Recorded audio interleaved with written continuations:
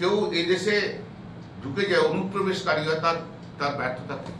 তার ব্যর্থতাই হলো তাদের ব্যর্থতা।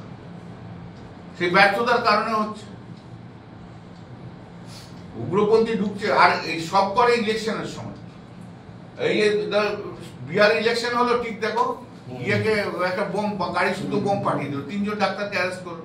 এনআইএ বললো যে না, এরা কিন্তু ইনভলভ ছিল না, তাই তো বলেছে তো। তা ঠিক ইলেকশনের আগের দিন করলো।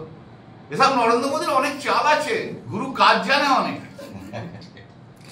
গুরু অনেক রকম প্রক্রিয়া জানে, কাজকর্ম জানে, কি করে কোথায় কি করতে হয়। সাথে কি নরেন্দ্র মোদী হয়েছে, কত রকম যন্তর মন্তর কাজ শিখে, কত রকম মানে টুকটাক টাক টাক খেলে মাথাটা একবারে মানে মারাত্মক করে ফেলেছে। গুরুর অনেক কাজ, কখন কি করতে হবে। হ্যাঁ